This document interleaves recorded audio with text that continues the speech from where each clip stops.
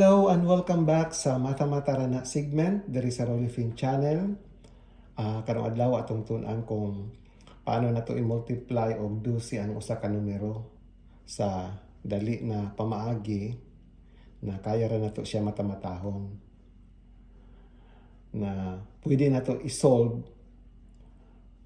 na walay gamit calculator, na dili po ta mo gamit og papel og ballpen, na kaya ra sa atong huna-huna.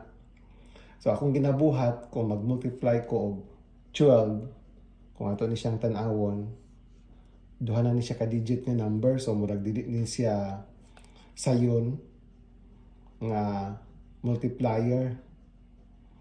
Dili pareha ng mga single digit number 2, 3, 4, 5, 6, 7, 8, 9. Kato siya sayon ra to siya na multiplier, pero kung 12 murag kailangan jud ni siya og tips or trick na mapadali na to ang pag-multiply.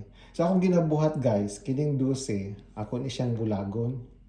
Himuna ko na siyang 10 og 2. So maskin unsa nga numero, para mapadali nako siya, i-multiply nako na siya og 10, tapos i-times 2 nako ang katong numero ha. So mas dali siya kay kung mag-multiply ka og 10, dungagan naman nimo og 0. Kung i-multiply nimo og 2, imo ra man puto siyang dublihon. So mas dali siya. So mao ni siya ang technique na ginabuhat kung mag-multiply ko og 12 sa usa ka numero. Now, dirita sa atong sample sa makita ninyo. So nagamit lang sa ako mga mugbo nga numero para makita lang ninyo kung paano nako i-apply ang katong pattern na akong giingon sa inyo ha, na kining 12 ako ni siyang bulagon, kining 12 himuon ako na siyang 10 plus 2. So buot pasabot ang any number ako siyang i-multiply og 10, pagkatapos dungagan ako siya og katong numero ha, i-multiply nako siya og 2 para dali ra siya, kaya ra nako siya matamatahon. So kung i-multiply na to ang 12 times 1, si 1 imo siyang i-times 10, pagkatapos si 1 i-times 2 nimo siya. So ang resulta ana 12. Kung natay 12 times 2, kining si 2 i-times mo sa 10, pagkatapos dungagan nimo og times 2 aning si 2 pod. So ang answer ana 24. Kining 12 times 3, si 3 i-times 10 nato plus i-times 2 nato ni si 3. So mahimo na siya nga 36. Ang 12 times 4, si 4 i-times nato si 10, pagkatapos dungagan nato og doble ani. So 4 times 10 is 40 plus ang doble sa 4 is 8. So mahimo siya nga 48. 12 times 5, si 5 i-times nato sa 10, so mahimo siyang 50 plus kining si 5 i-times 2 nato natay 10, so 50 plus 10 is equal to 60. Ang 12 times 6 i-times nimo siya sa 10, so mahimo siyang 60 plus dubliho nimo ni siya, mahimo siyang 12.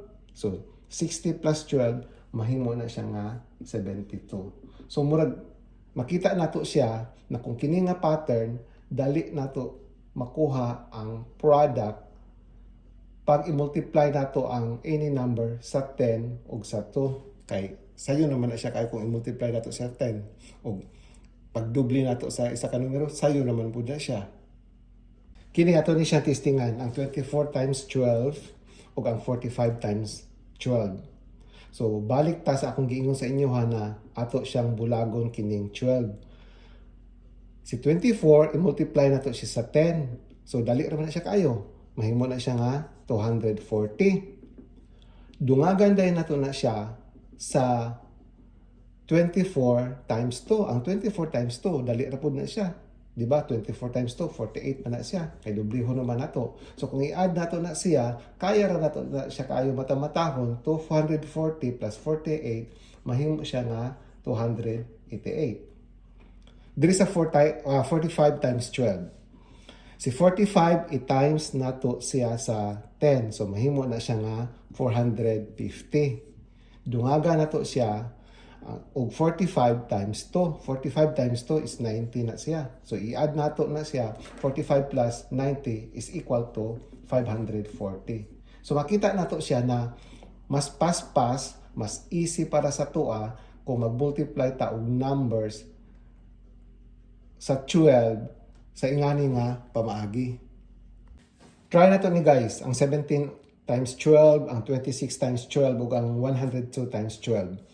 So sa 17 times 12, atong buhaton, si 17 i-times na to si sa 10, so mahimo na siya ang 170. Dungagan na to siya karon og times 2 sa 17, which is 34. So i-plus na to na siya, ang answer is 204. Sa 26 times 12, i-times na to si 26 og 10, mahimo na siyang 260. Tapos dungaga na to og double aning 26, which is 52. So 260 plus 52, mahimo ni siyang 312.